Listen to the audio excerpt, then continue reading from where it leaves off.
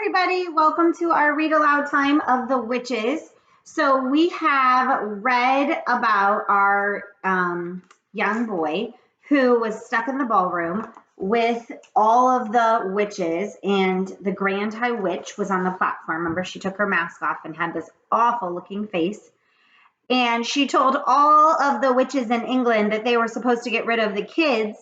And the one witch in the front row was like, "What? All of them?" Daggers came out, and she was frizzled like a fritter floating through the sky. So today we're going to move on in our book to Formula 86 Delayed Action Mouse Maker. Don't know what that means. Let's find out. "Children are revolting," screamed the Grand High Witch. "We will wipe them all away. We will scrub them off the face of the earth. We will flush them down the drain." "Yes, yes," chanted the audience. "Wipe them away, scrub them off the earth, flush them down the drain." "Children are foul and filthy," thundered the Grand High Witch. They are," chorused the English witches. "They are foul and filthy." "Children are dirty and stinky," screamed the Grand High Witch.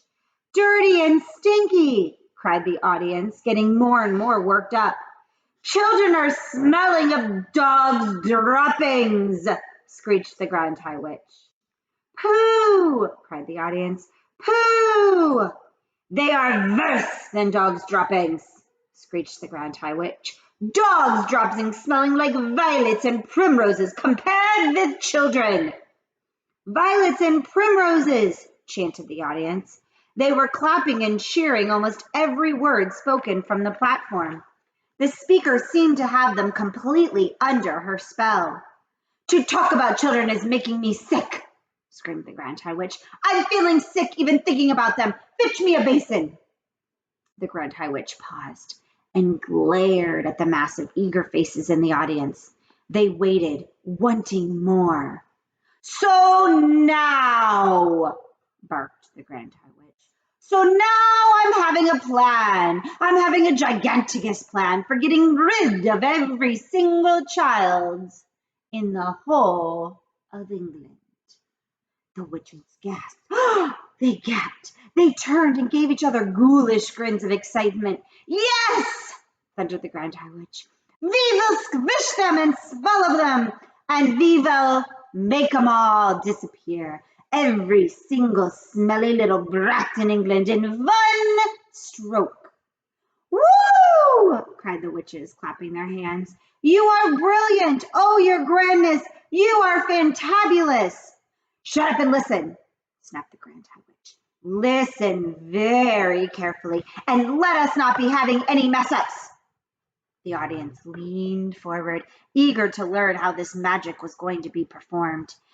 "Each and every one of you," thundered the Grand High Witch, "is to go back to your hometowns immediately and resign from your jobs. Resign, give notice, retire, I don't care." "We will," they cried. "We'll resign from our jobs." "And after you have resigned from your jobs," the Grand High Witch went on, "each and every one of you will be going out and you will be buying—" She paused. "What will we be buying?" they cried. Tell us, oh brilliant one, what are we buying?" "Sweet shops," shouted the Grand High Witch. "Sweet shops? We're going to buy sweet shops? Wow, what a frumpious idea!" "Each of you will be buying herself a sweet shop, and you will be buying the very best and the most respectable sweet shops in England." "Oh, we will," they answered. Their dreadful voices were like a chorus of dentist drills, all grinding away together. "I'm wanting no twopenny, halfpenny, crummy little tobacco-selling newspaper sweet shops. Oh, no, I'm wanting you to get the very best sweet shops. Fill them high with piles and piles of luscious sweets and tasty chalks." "The best," they cried. "We shall buy the best sweet shops in town." "You will be having no trouble in getting what you want," shouted the Grand High Witch, because you will be offering 4 times as much as the shop is worth, and no one refuses an offer like that. Money is not a problem to us witches, as you know very well. I have brought with me 6 trunks stuffed full of English banknotes, all new and crisp, and all of them, she added with a fiendish leer, all of them homemade. The witches in the audience grinned, appreciating this joke. At that point, one foolish witch got so excited at the possibilities presented by owning a sweet shop that she leapt to her feet and shouted, "The children will come flocking to my shop, and I will feed them poisoned sweets and poisoned chalks and wipe them all out like weasels." The room became suddenly silent. I saw the tiny body of the Grand High Witch stiffen and then go rigid with rage. "Who spoke?" she shrieked. "It was you over there." There's a crazy lady jumping out of the seat. The culprit sat down fast and covered her face with her clawed hands. "You blithering bumpkin!" screeched the Grand High Witch. "You brainless bog bumper!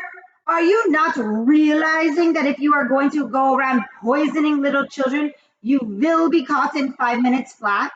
Never in my life am I hearing such a big bosh-voppling suggestion coming from a witch." The entire audience cowered and shook. I'm quite sure they all thought as I did, that the terrible white-hot sparks were about to start flying again. Curiously enough, though, they did not. "It's such a tom-fiddling idea is all you come up with," thundered the Grand High Witch, "that it's no wonder England is still swarming with rotten little children." There was another silence. The Grand High Witch glared at the witches in the audience. "Do you not know," she shouted at them, "that we witches are working with magic?" "We know, your grandness," they all answered. Of course we know." The Grand High Witch grated her bony gloved hands against each other and cried out, "So each of you is owning a magnificent sweet shop. The next move is that each of you will be announcing in the window of your shop that on a certain day you will be having a grand gala opening with free sweets and chalks to every child." "Well, that will bring them in, the greedy little brutes!" cried the audience. "They will be fighting to get through the doors." "Next," continued the Grand High Witch, "you will prepare yourselves for this grand gala opening by filling every chalk and every sweet in your shop with my latest and greatest magic formula. This is known as Formula 86 Delayed Action Mouse Maker." And we're going to pause there. Tomorrow you will find out what is Formula 86 Delayed Action Mouse Maker. See ya then.